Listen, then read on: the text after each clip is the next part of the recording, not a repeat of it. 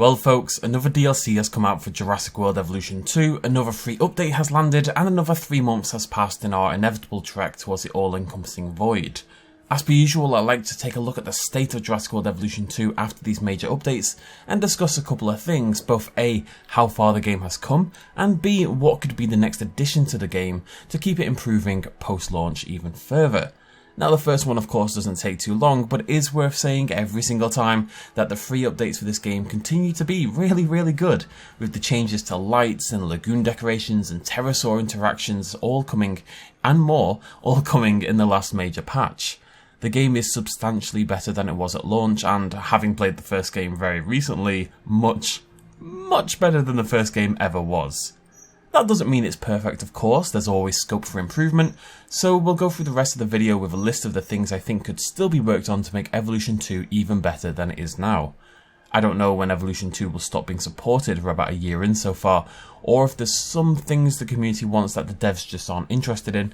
I'm not a game dev, after all, I just posit all of this as a fan who needed to fill a time slot in his upload schedule. Let's get started. First up is, well, probably pretty predictable at this point in time because it's a drum I've been beating for literally 4 years. Attractions. Balloon rides and helicopter rides and river tours and viewing dome, thingamajiggies and T-Rex logs and roller coasters and whatever else they can think of. At the moment our parks still feel more like a Jurassic World themed zoo than the theme park-esque Jurassic World did, which is a bit of a shame, and I'd say 2 to 3 big attractions would go a huge way to fixing that problem. It's been discussed in the community for so very long that I was beginning to believe Frontier simply had a completely different perspective on whether it was needed, on whether it would be a valuable addition to the game. But of course there are now suggestions that there might be a new attraction, at least one new attraction on the way. We'll have to wait and see what happens, there's no guarantees on that one, but fingers crossed, because for me, and I know for a lot of you, this is a big area that needs a lot of love. I will not be making a joke about that sentence. Moving on, Lagoons got a lot of love in the last update with both a horde of new decorations, both above and below water, and also a new distraught animation where they fling their meat sacks against the concrete walls out of frustration. We've all been there. The decorations update was unexpectedly substantial and Frontier really knocked it out of the park. Pun. But since I'm literally never happy and life is pain, it did end up highlighting even stronger another problem with the lagoons, and that is unfortunately the animals themselves. They're just not very interesting. Lagoon creatures barely hunt each other, the plesiosaurs can't hunt the ichthyosaur for example, they lack variety with too many plesiosaurs as it is, and not enough ichthyosaurs, etc. And most importantly, they lack animation variety. There's no ambient behaviour, there's no social behaviour, and the limited hunting means they just don't do much for the majority of the time. I totally see how it would be harder to integrate these behaviours into the marine life, but until they get some updates in this regard, they're always going to feel like the third child you don't want to spend much time with because their brother and sister do all the cool tricks, you know what I mean? Whilst we're here, a brief mention that the pterosaurs being unable to walk is dumb, and now it's super dumb with Quetzalcoatlus in the game, and I would love to see a walking animation integrated into the pterosaurs. I get that that would be difficult. It definitely would be. It would require quite a large AI change, but still, it would be very cool. Third up is the terrestrial hunting. This is of course another aspect that got a huge overhaul and is much better in the sequel than it was in the first game, and I am largely happy with it as is. There could be some general improvements, and the absolutely fantastic stalking behaviour I showcased in yesterday's mod video made by Mr. Sig would be a really cool addition. That clip of the 2 Rexes bursting out of the tree line is just, yeah, incredible stuff. I'd love to see that in the game. But really, the main problem with hunting in Evolution 2 is very specific, and it's the Sauropods. My Alamosaurus video for the new DLC had one comment repeated ad nauseum: why is it just falling over and dying? Some of the sauropods in this game are absolute behemoths, capable of crushing even the larger theropods beneath their stride with ease. And yet in Evolution 2, they're just big sacks of meat, and I promise that's the last meat sack reference I'll make today, I swear. They just get torn apart by basically everything. I'd make some pretty simple changes here. First of all, I think the ability of Velociraptor and the other small theropods that pack hunt to hunt the bigger sauropods should just be turned off. There's no reason, unless it was really on the verge of death, that Brachiosaurus or Mamenchisaurus, etc., should be able to be hunted by Velociraptor. It's never going to look okay, it's always going to look stupid. It just doesn't make sense. But even for the bigger theropods, it should feel like a desperate risk. The sauropods do have a slight kicking out animation, and if this could actually connect with the large theropods and actually do some damage, it would make the sauropods feel a lot more real. A sliding scale of defensive capabilities with the likes of the big spiky armoured Alamosaurus at the top would also give them some individuality. I like that the Rex can hunt sauropods. I think that's cool animation and a fun addition. It just needs some balancing so there's actual risk involved when they're getting attacked. Fourth, and this is a small one, so I'm going to bring it up and move on. As far as I can tell, Jurassic World Evolution 1 has literally one single thing going for it over than Evolution 2, other than it just being a simpler time in all of our lives. And that's the slow motion in capture mode.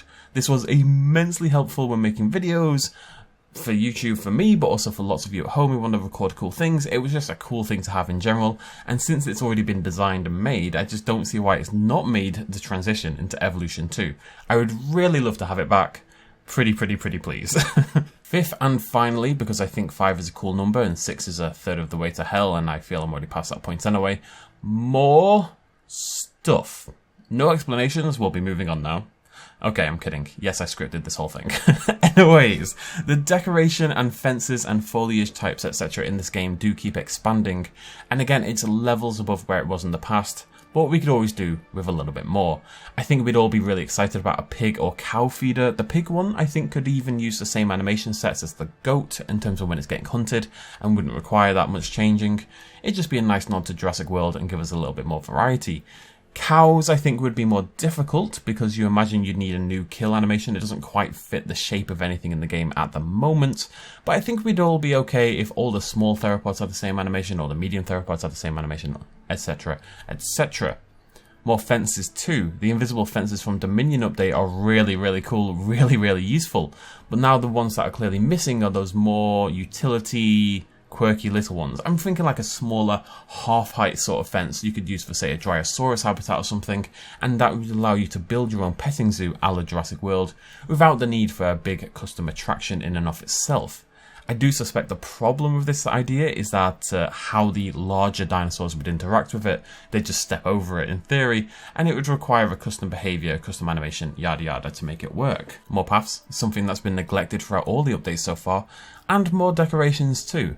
In my latest park build, I'm really noticing how much more we need general park decorations, signposts, bins, regular benches and the like. It's a little optimistic, but if we could ever get like a custom decoration that you can actually write in yourself, like you have in, say, Planet Zoo, that would be absolutely incredible and would go a huge way to fixing this problem with the addition of a single item.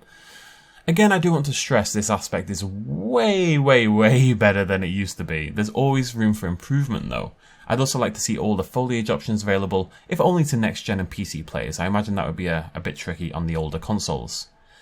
And that's about it, folks. I think I'd have to stretch to add any more, though I'm sure there's some great ideas out there that I haven't integrated, so let me know what you think in the comments down below. What would you like to see added to the game in the next free update and DLC, assumedly arriving in December? We'll have to wait and see. Of course, I didn't go into specific dinosaurs or packs I'd like to see. This is about improving the base game itself beyond the species roster, but feel free to let me know your ideas for that too, and we'll probably talk about that at some point next week. Either way, Evolution 2 has come a long way in its first year, and I'm really hopeful that this continues. At least one more year of support would be really good. If we get to the end of 2023 and keep getting DLC, that would be fantastic at the very least, and that'll be less poor. One more year of support, and I think the game could be the game it was kind of meant to be. For a long time, and especially at release, Evolution 2 really did feel more like Evolution 1.5, and I do think that will be hard to shake entirely without a more fundamental change to the core gameplay loops. But it is on the way, it really is, and regardless of how you feel about the game at launch, I do think it's worth commending Frontier for continuing to improve it so massively through, not DLC, but primarily the free updates. The DLC is a fun addition, but other than Dominion, I would say it largely never feels totally necessary. The free updates, on the other hand, really do change the game in really cool ways. Anywho, throw me a like down below if you enjoyed the video. Let me know what you think. What is your take on this? What would you want to see added personally? And I'll see you lovely folks next time. Thanks for joining me. Cheers, much love as always. Bye-bye.